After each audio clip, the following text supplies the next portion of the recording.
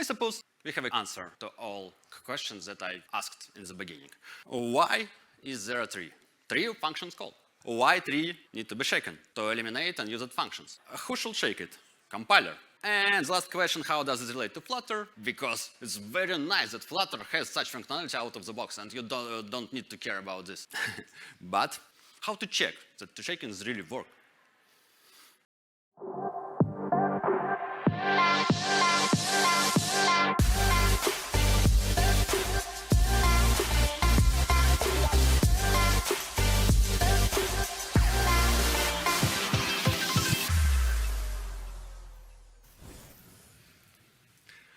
Okay, let's get started. First of all, I want to say thank you to organizers for having me and this opportunity to give my talk to such nice audience. And today, we will shake the Flutter tree together. Are you ready? Nice, nice. But before we started, I wanted to introduce myself. My name is Aleksandr Denisov. I'm Flutter and Dart GD from Berlin. I work for EPAM Systems as a chief software engineer. Usually, I'm playing a role of development lead or solution architect on our Flutter projects. And also, I'm head of Flutter discipline. That means I'm responsible for expertise of all our developers in Flutter. So I wanted to have small research. Please raise your hand who already heard about EPAM systems before. Not many, yeah. That's why I decided to add small slide. Yeah, EPAM systems is just a global provider of software product development and like digital platform engineering services to more than 1,000 clients around the world. And we have technical expertise and like knowledge of business domains in all areas here. But I'm mobile developer, that's why I added on the information about mobile competency. Yeah. We can develop applications and cross-platform and native. And the most important thing, we have more than 1,000 like mobile engineers and can orient everything here. Okay, it's time of advancement is over and we can move to the topic. But one more thing before we started, I wanted to ask a couple questions of you. First, please raise your hand who knows that tree shaking is. Yeah, me. But I'm speaker, I should know, yeah. Okay. And second question for those of us who already raised hands in the previous question, please raise your hands who understand how does tree shaking work. Surprise, surprise, again me. And okay, yeah. I think it's a good topic because not a lot of raised hands, I would say.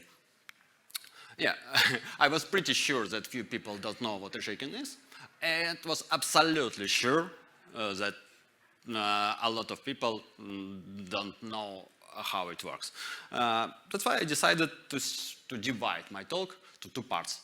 The first part will be like more theoretical part, and I describe what tree shaking is, what is purpose, and so on. And second part will be a little bit more practical, to show why we need it, why we need to understand how it works and how we can like use it in our development. Okay, just to start, I decided to imagine that I'm also have no idea what tree shaking is and what kind of questions are born in my head. The first, why is there a tree? The second, why a tree needs to be shaken? And the third, who should shake it? Then I a little bit more thinking and figured out that I'm Flutter developer and it's necessary to have a question related to Flutter. And I added one more question, how does it relate to Flutter? And the first part of talk will be like an answer to these questions. Okay, the first is a definition. Tree shaking is a dead code elimination technology that was originated in 1990s. And the main idea of such technology says all executable functions in your program can be represented as a tree of function calls. And after this, it's easy to understand which function never be called and eliminate them. It's like definition too complicated. I decided to show. This is a program, simple program. It's an entry point and set of functions. But then I think I decided, yeah, we are Flutter developers, so let's do it with Flutter application. Okay, entry point is the main method. The first function is the first main widget, my app, and then some screens: login screen, splash screen, and home screen. And I just firstly I added function squares, and then was thinking which widget to add to there, and that's why it will be like loading animation widget, authentication widget, login button, cancel button, red button. I have no idea why red button, but why not? What else? Splash animation widget, item list view, and details button. Okay, application is ready. And now we are trying to run it. First is entry point, and entry point trying to build the main widget, my app. And then depends on authentication status, we show login screen or home screen. If we show login screen can show loading animation. And you see, everywhere I added build method, because when we are when I'm building widget tree, Flutter called build method. Yeah, and our widget can find login button and cancel button. Then, after authentication, we show home screen with item list view and details button. And I decided not to show splash screen because I decided to use native splash screen. And I don't know why red button is. I also haven't used it. That's why we can see on this function calls tree that build method of this widget never be called. So we can just eliminate them. And in result, in the final build of our application, we won't have these functions and these classes. And what I can say finally, Flutter tree shaking for remove unused functions, fields, types, type parameters, type arguments, metadata, libraries, classes, and even libraries. Yeah, libraries entries first of all.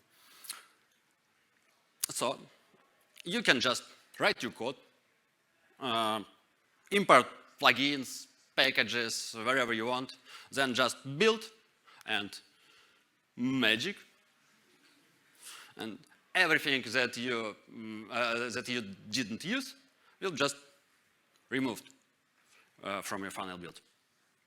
Yeah, that sounds great. Yeah, let's try to dip a little bit more, to dive a little bit more deep.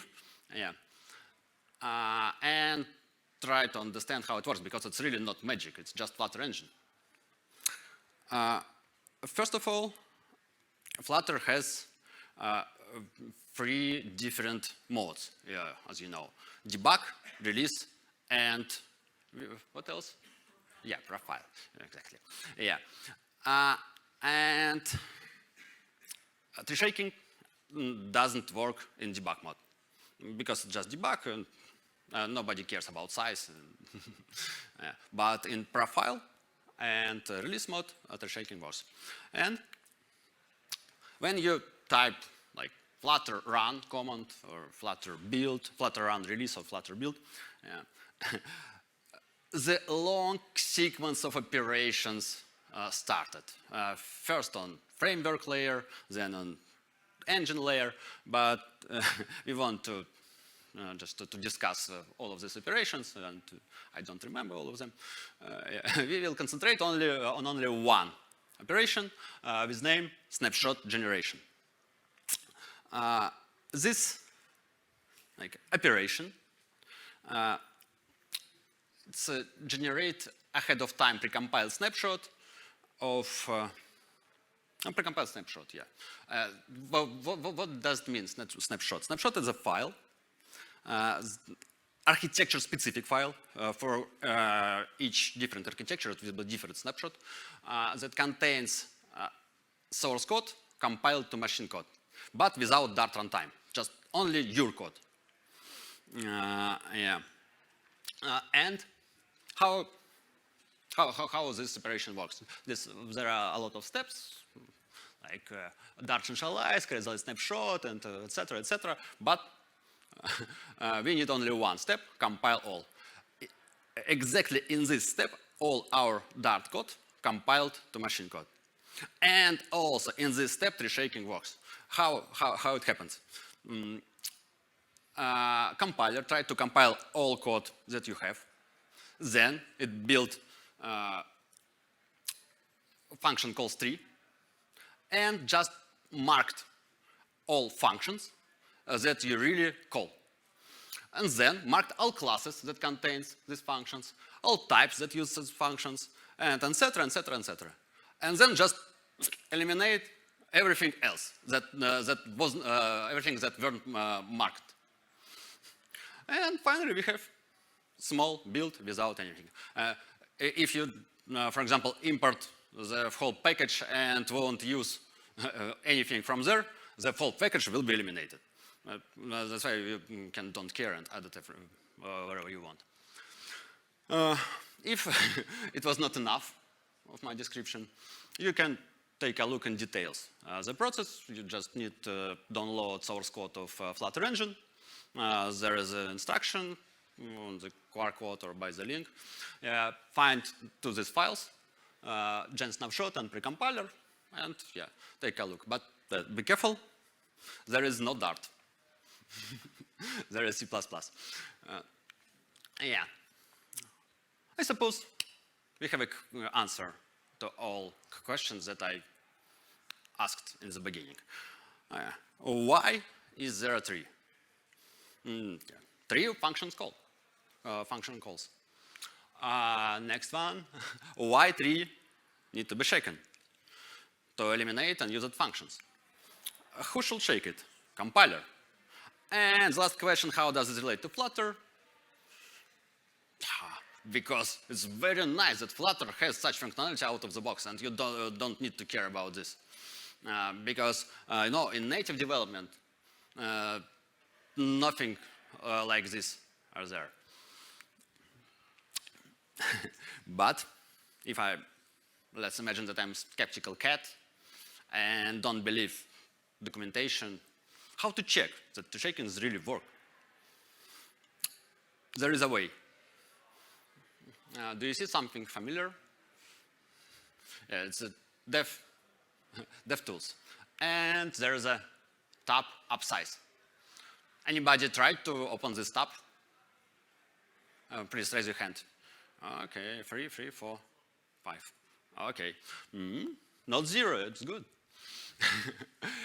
This tab created especially for analyze size of your application and what exactly included in your application. But it doesn't work from out of the box. You have to prepare a special build for it. You need to add key parameter analyze size, and together with your build, will be created one more file, JSON, in which you can find details about everything that was included in the snapshot. And you need to take this JSON and put it to import to the tab. A strange thing, JSON can be created for absolutely different application. You can start DevTools for one application and another application. it's okay. Yeah. And when you put JSON to there, you can see a lot of information. Yeah. There is a tree map on which you exactly can see which part of your application is really heavy.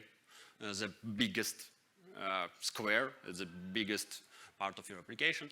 And there is a little bit more information, deminator tree, list of classes that include in your build, and so on. And moreover, there are div tab. You can compare to different snapshots. For example, you do something, create snapshot, do some changes, create another snapshot, and compare. What happens?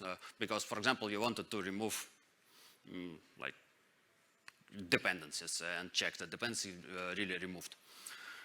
And you need to put two JSONs and press Analyze Div button. Let's check how it works.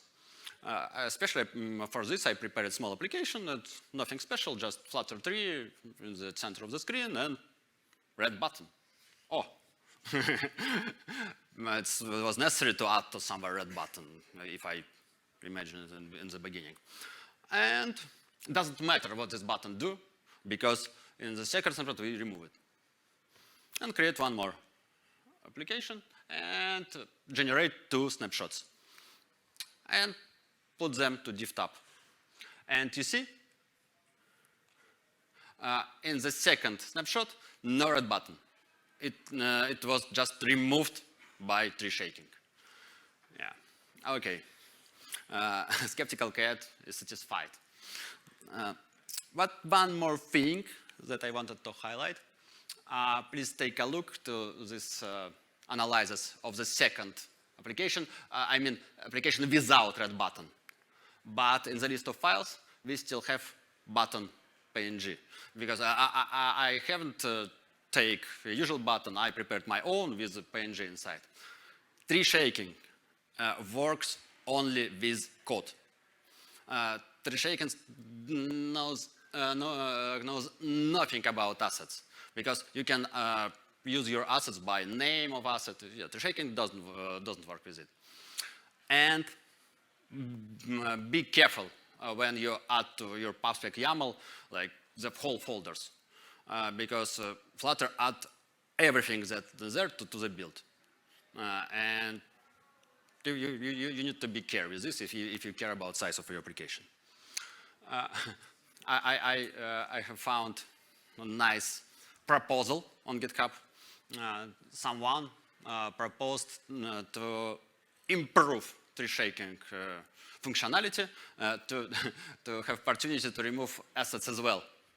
But as you can see, proposal still in open status, and in my opinion, it's not very easy, to be honest.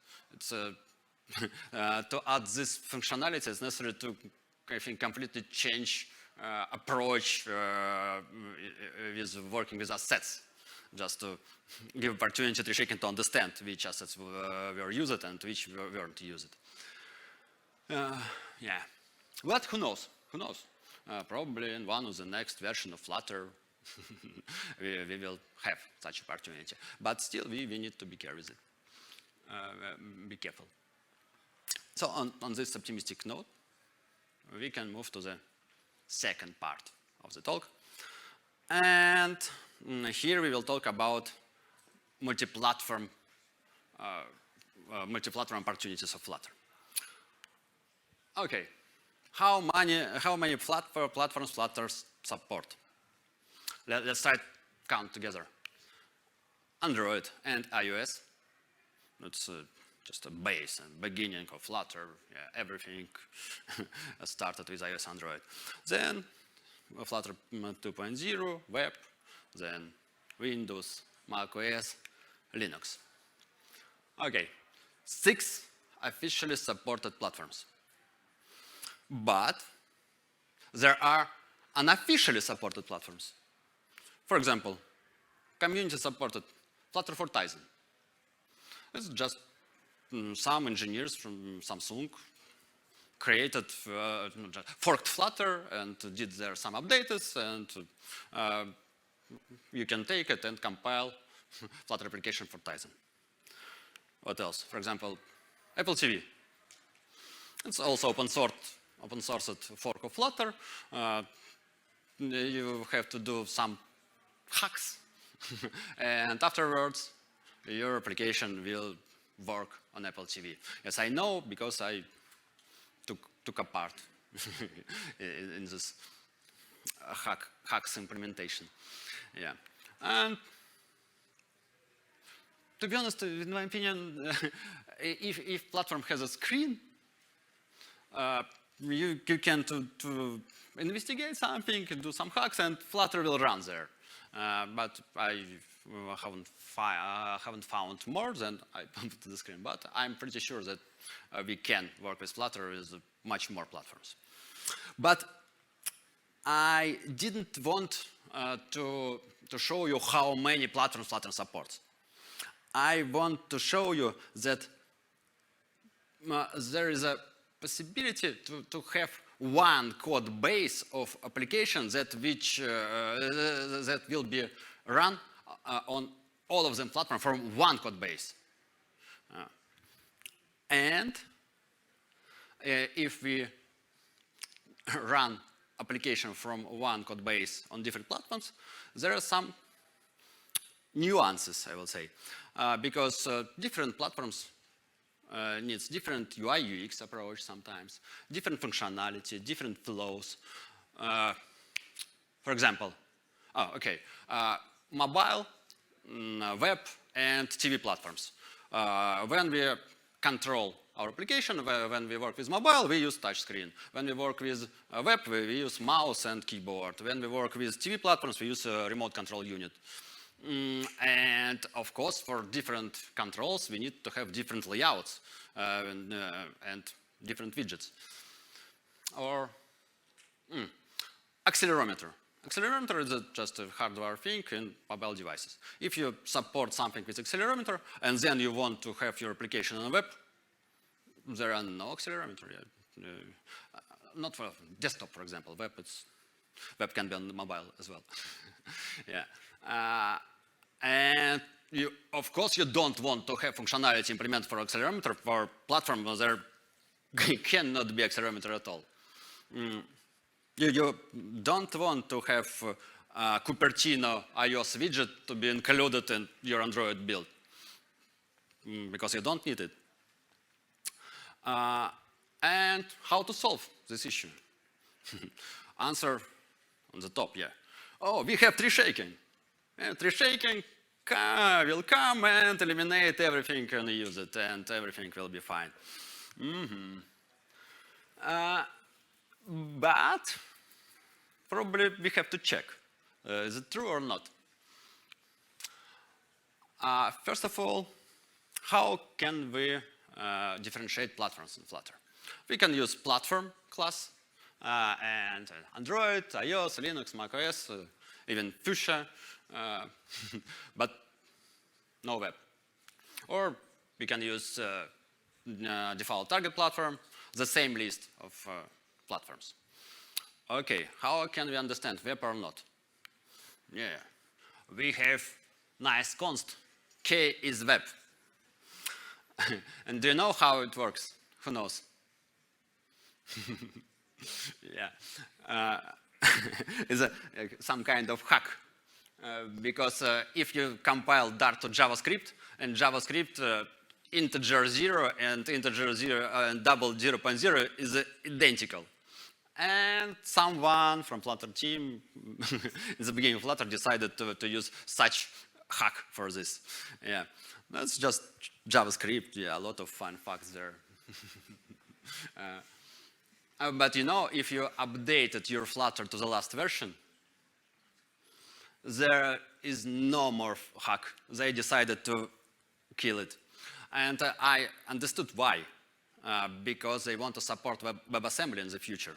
And WebAssembly is not exactly JavaScript, but it will work on web. That's why we can't use this hack as well. And it was very fun comment on the pull request to remove it. Rest in peace, my hacky friend. Yeah. Okay, let's come back to our investigation. Let's create platform widget that will have 3 parameters. Let's take 3, web, Android, and iOS. And like simple implementation, 3 final fields. And if web, we return web. If Android, return Android. If iOS, return iOS. And run it on different platforms. Everything looks fine. Then let's create snapshot, for example, for Android, and try to analyze it. Ba-bam. Looks like Trishaken didn't understand that it should remove something. All classes are there.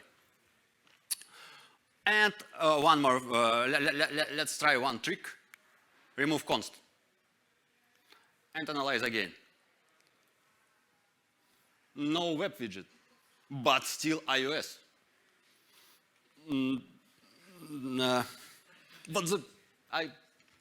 Okay, we have 2 questions. Why the web widget has been removed after removing const, and why only web was removed when we removed const? Yeah, I have an answer. Answer is const keyword. Because, you know, if you use const constructor of widget, widget always create and filled all final fields, and without any checking. If you use const keyword, all widget will be created: web, iOS, Android. Okay, it's and understand why web widget was removed, but why iOS wasn't removed. Let's take a look how we checked the platform. Case web is const. Platform is not const. Default target platform is not const at all as well. So, do you remember Trishaken worked on compile time? And Trishaken is not smart enough to predict which platform will be on runtime. That's why we can understand iOS or Android, because on compile time it's not clean. Okay, Flutter team used environment variable to check web or not. What if we also will use environment variables? We have opportunity to define, and we can create like platform variable and put there Android when we build for Android, and put iOS when we build for iOS. You know, yeah, it's just necessary to add define and value of this environment variable. Okay, we have to do some changes in our code. Remove platform is Android and add just is Android, our constant. Let's check. Woohoo! It looks like finally Trishaken understood what we wanted from him. Yeah.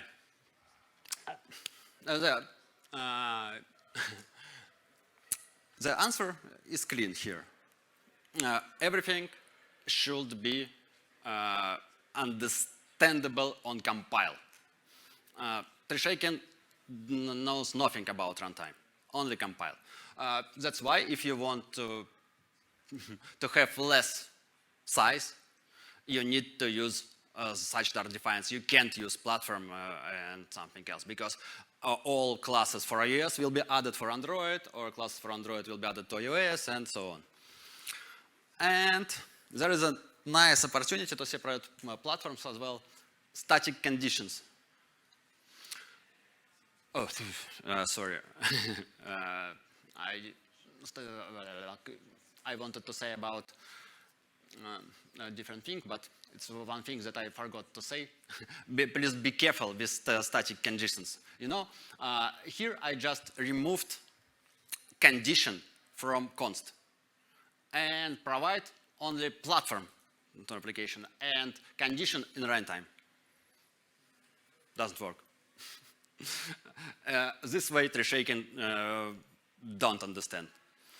Yeah, it's also looks like a magic, yeah, but yeah. And I wanted to say about conditional imports, not static conditions. Just I don't see what is there. My eye is not so good. I thought it's a different slide. Yeah, there is one more nice approach how to differentiate platforms: conditional imports. You can just check which library exactly connected to your application and import one file or other file. In this way, you don't need reshaking at all, because initially in your build will be added only this file or this file. But there is one small issue. This approach works only for web or not for web. I found one more interesting proposal, just to improve approach of conditional imports and add more platform to there. But yeah, the same situation as with previous proposal is still open. One more optimistic note, who knows?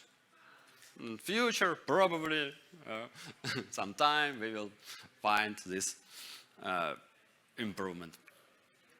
Yeah, and in the end of the talk, I wanted to remember you about this package. Probably if you worked with different platforms, you used it. Platform Widget.